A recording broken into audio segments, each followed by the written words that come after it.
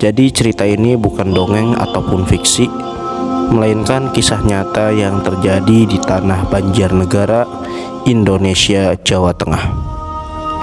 Ada sebuah desa yang memiliki tanah yang subur dan hasil panen yang melimpah ruah, dan mayoritas penduduk desa ini hidup di atas kemakmuran.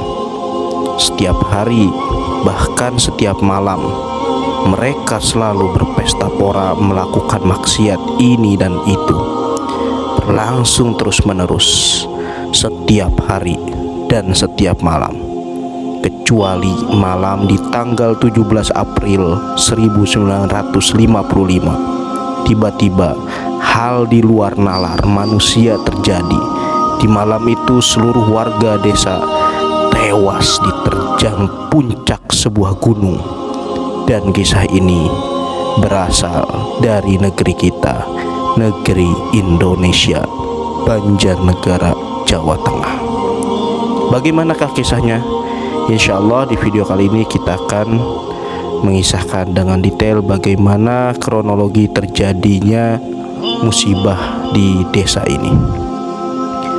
Pada suatu hari di desa Legetang, warga melihat ada banyak sekali binatang-binatang liar yang berkeliaran di sekitaran jalan desa, yang entah tidak tahu dari mana binatang-binatang ini berasal.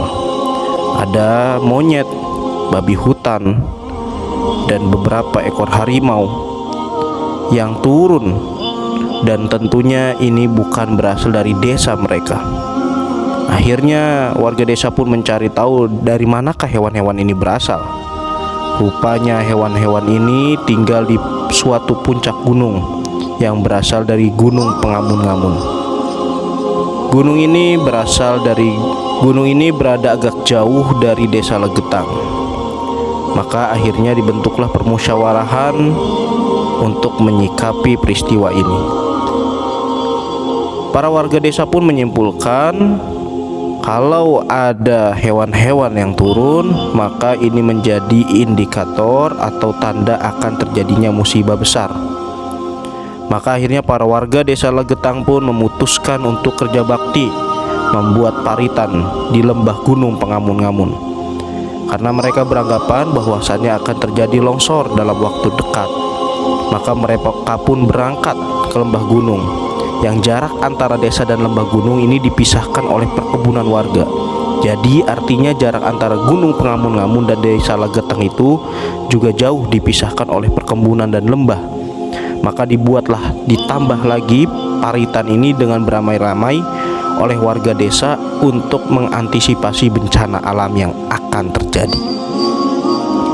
Desa Legetang ini terletak di dataran tinggi Dieng, Kecamatan Batur, Kabupaten Banjarnegara, Jawa Tengah. Desa ini punya potensi tanah yang amat subur dibandingkan desa-desa lain.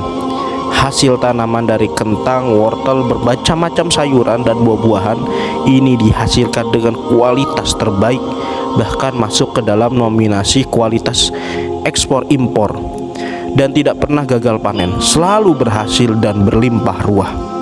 Kembali lagi ke cerita, setelah parit itu dibuat, aktivitas di desa Legetang pun berjalan seperti biasanya.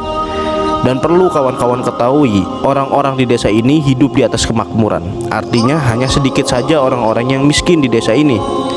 Ada banyak saudagar kaya raya di sini. Mereka ini sering menghambur-hamburkan uangnya untuk hiburan. Jadi setiap malam mereka sering banget berjudi. Kemudian ada di beberapa malam mereka menggelar kesenian lenggir atau saweran. Kesenian ini sering berujung pada tindakan asusila, dan ini hanya terjadi di desa itu. Kesenian ini sering berujung pada tindakan asusila, dan ini hanya terjadi di desa itu. Jadi setiap malamnya mereka ini dikatakan sering melakukan maksiat, mulai dari judi sampai kepada perzinahan. Dan bahkan kegiatan ini karena sudah rutin dilakukan oleh orang-orang desa tersebut, maka hampir seluruhnya ikut dalam kemaksiatan ini. Dan terkesan warga desa yang lain membiarkannya seolah-olah ini adalah hal yang wajar. Dan ada juga sumber yang mengatakan tingkat maksiat di desa ini sudah melampaui batas. Bahkan dalam studi kasus beberapa ada anak yang bersetubuh dengan ibu kandungnya sendiri. suara musik gamelan, suara orang-orang mengobrol kencang, dan suara orang-orang tertawa, dan suara orang-orang tertawa terbahak-bahak terdengar di setiap malamnya. Tiba-tiba di suatu malam tanggal 17 April 1955 terjadi hujan yang sangat lebat. Bahkan saking lebatnya, ketika itu orang-orang takut untuk keluar rumah. Petir menyambar-nyambar dan suara guntur yang mengerikan pecah di atas langit yang berawan gelap. Terdengar ledakan yang sangat kencang, yang suara ini terdengar hingga ke desa-desa di sekitaran desa Legetang. Namun orang-orang sekitaran takut untuk mencari tahu apa di balik suara ledakan besar itu. Mereka tetap di dalam rumah hingga pagi menjelang. Pagi hari setelah badai malam itu reda, orang-orang dari desa sebelah melakukan aktivitas seperti biasanya. Mereka pergi mencari rumput sampai ke wilayah dekat desa Legetang.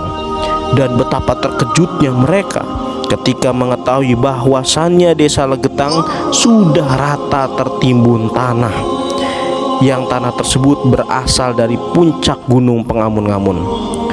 Di peristiwa ini ada sekitar 332 penduduk asli dan 19 orang dari desa lain meninggal dunia. Dikisahkan hanya ada 2 orang saja yang selamat dari peristiwa itu. Kalau mau dilogikakan, sepertinya tidak masuk akal apabila desa ini tertimpa longsoran puncak gunung, karena letaknya sendiri jauh dari gunung itu dan dipisahkan oleh lembah dan perkebunan warga.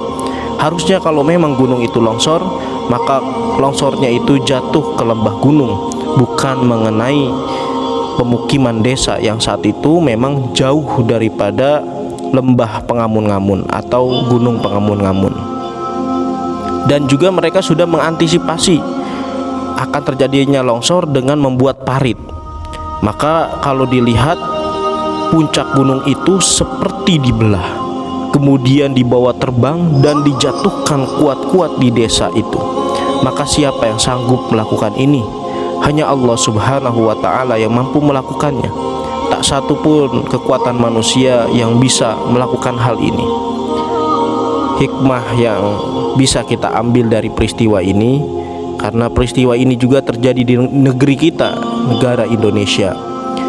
Walaupun terpaut jarak ataupun waktu, akan tetapi ini menjadi ayat atau bukti tanda kemahabesaran Allah Subhanahu wa ta'ala, bahwa rumus dari Allah Subhanahu wa ta'ala, apabila kita bersyukur, maka Allah Subhanahu wa ta'ala akan menambahkan nikmatnya kepada kita. Wala in kafartum, dan apabila kita mengingkari atau menolak aturan-aturan Allah, tidak ridho terhadap ketetapan-ketetapan Allah, maka Allah mengingatkan kita dengan azab yang pedih. Wallahu a'lam bishawab. Semoga kita bisa mengambil pelajaran agar kiranya kita tidak menjadi orang-orang yang sombong ketika Allah memberikan kenikmatan berlebih kepada kita. Jangan lupa untuk bersedekah, jangan lupa untuk berinfak, jangan lupa untuk sholat. Wassalamualaikum warahmatullahi wabarakatuh.